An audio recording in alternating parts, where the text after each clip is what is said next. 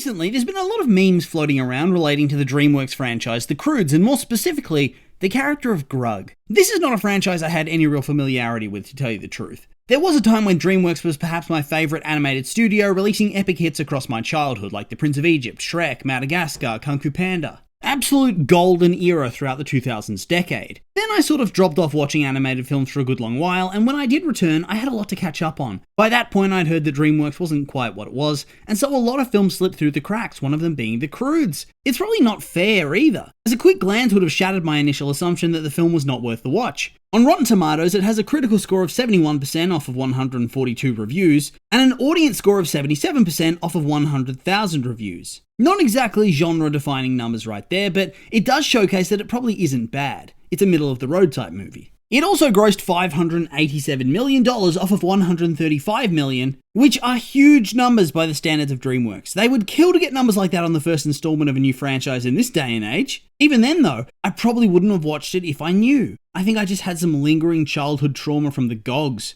I saw that show as a kid and it freaked me out, and so I've never really been all that keen on Caveman or anything of the sort. Probably why I've gone out of my way to bash this film over the years, despite never having seen it. Everybody has their blind spots and biases, I suppose. All I can say is thank God for memes, otherwise I never would have bothered to give this film a chance. Recently, Grug memes specifically have been all the rage, alongside a few more general memes like the Croods running. I do love that 12 years on, you can still have social media latch onto a very specific joke and suddenly breathe new life into something and bring a new audience to see it. Exactly what happened to me. So I sat down, I got it up on Netflix, and I was honestly blown away. I was kind of expecting it to be mediocre, to tell you the truth. Once again, my bias kicking in strongly. But it was anything but mediocre. It was actually a genuinely good film filled with lots of laughs. I was shocked. When I'm breaking down an animated movie, usually I'm going to divide it up into three major categories, and that's visuals, narrative, and audio elements. So we'll start off with the visual side of things. In terms of animation quality, it's actually really good. Obviously, it's not going to be hitting that top tier by the standards of today, considering it's 12 years old and the industry's well and truly moved on in the years since. One only has to take a look at the ridiculous visual quality of movies that Disney and Pixar often churn out to see that's the case. That being said though, the animation still holds up really well, especially in the fluidity of movement and the action sequence. It's really crisp and fluid, dynamic, bombastic. It's just so well done. The biggest triumph though would have to be in regards to its visual design. That's where the visuals are really shining. It's in the design of the different members of the family, the difference between the Neanderthals and Guy, who's meant to be an early Homo sapien. The different strange and wonderful animals that look like something out of a sci-fi adventure, but also look like they could have existed in real history. The varied environments, rocky canyons, mountains, caves, jungles, grasslands, rainforests, beaches too. So much visual variety, so creative and cleverly implemented. Given that this is a movie that's set in prehistoric times, I think there was always a big chance it could have ended up feeling visually derivative of the likes of Ice Age, but it did well to really set it apart and make it feel more distinct in its own way. In terms of the audio, I'll be honest, I can't remember the soundtrack. I've never been the best at remembering tracks or anything of the sort, but even by my weak standards, it was quite forgettable. That being said, what I did think was great was the performances, the voice acting. Had a really solid cast of big names, and when that happens, it can often lead to phoned-in performances. Not here though, we had a top-tier cast putting on engaging performances. Nick Cage, Emma Stone, Ryan Reynolds, just to name a few in that top-billed section. I was very impressed. Ryan Reynolds specifically is of course playing the classic Ryan Reynolds character, but it works well for this movie, and it's not like it's bad, it just has minimal range. Oh, and then the sound effects. I guess we can include that here too.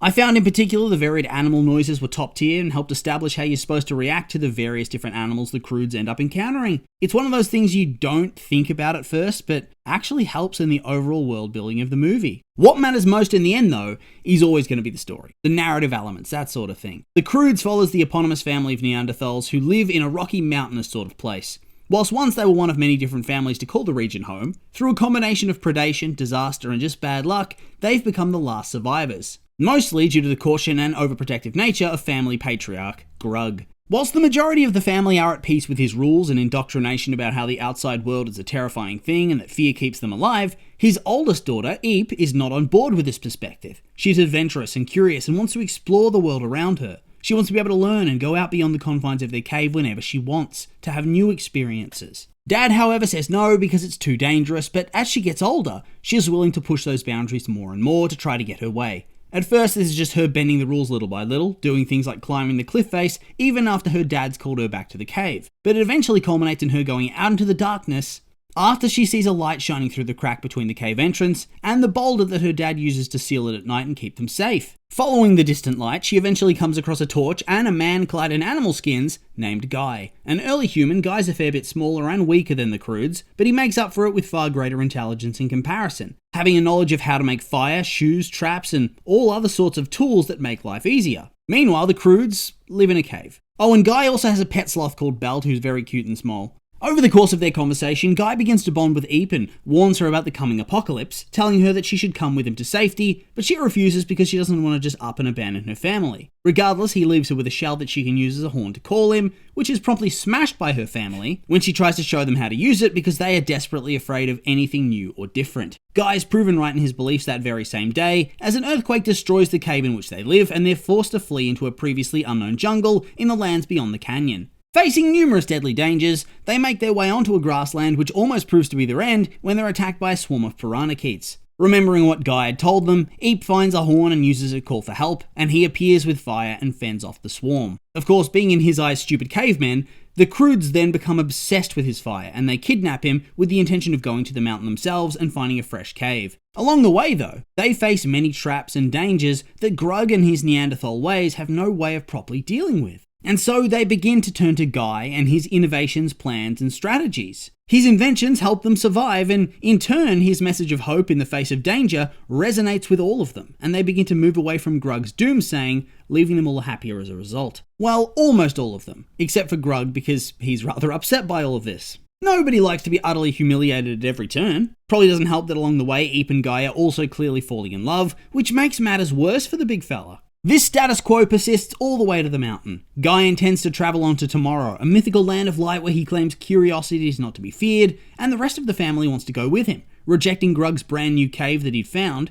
and wanting to walk towards the light. Of course, this in turn gets Grug angry, and he decides to try to attack Guy, leading them both to fall off a cliff and into a tar flow. Here is where they finally start to understand one another, as Guy opens up to Grug that it was a tar flow that led to the death of his own family. The pair then work together to escape from the flow and return to the Croods, only to face the breaking of the continents. Stranded across a chasm beyond which is the promised land they've dreamed of, Grug uses his strength to throw each of them across, knowing that he won't be able to go himself. He finally makes peace with his family, and especially Eep, and then he, alongside a bunch of animal companions who they've interacted with across the span of their journey, are actually able to use Guy's teachings to fashion a flying machine out of a skeleton, piranhakeets, some tar and a torch, and escape back across the chasm for a big family reunion. The Croods then make it to the seaside where they begin their new life in Tomorrow. All's well that ends well. Until the sequel, I presume, but I haven't watched that one yet. To be honest, I think that the story here, it's really the secondary element. The overarching tale is an adventure to find a new home, with family dynamics coming into play,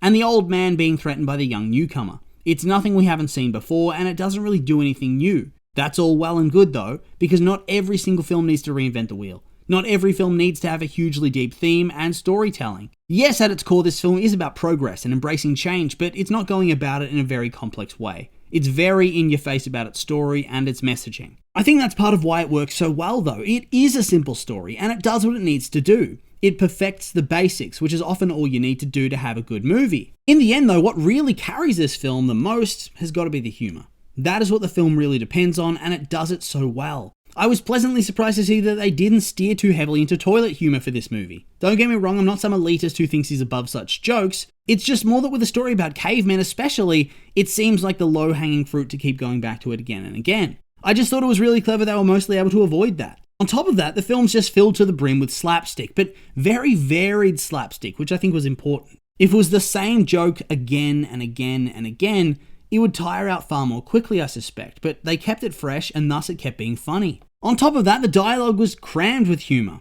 The film is just packed full of jokes that work on so many levels. I've seen some complaints from critics that the movie isn't funny, but it is. I think the meme revival is proof of that claim. Rhymes with Grug, of course, is the most hilarious of these jokes, but it's not the only one either. In reality, this film is a lot of goofy, light-hearted fun, and that's all it needs to be. It's like the Minions in that way, where you're there for a good time and you don't need to think too hard about what's going on. Plus, we have a lot of very fun character archetypes to play with, and pretty hilarious character dynamics that come along with them. Final positive is that the film only goes for an hour and a half, doesn't try to linger longer than it needs to. They have their walkathon adventure and the big climax, and it's all over. The script gives the characters a lot of downtime to flesh out those family dynamics, and then it's intercut with really fast-paced, exciting, and varied action/slapstick scenes. It's just very well constructed in that way. It keeps you engaged the whole way through, and then it ends. It doesn't linger. Excellent. I think my only major gripe in the film is that the story is initially presented as Eep's tale, where she's going to grow wiser and have her own awakening as she learns more about the world. Whilst it is sort of that at first, once Guy joins the family properly,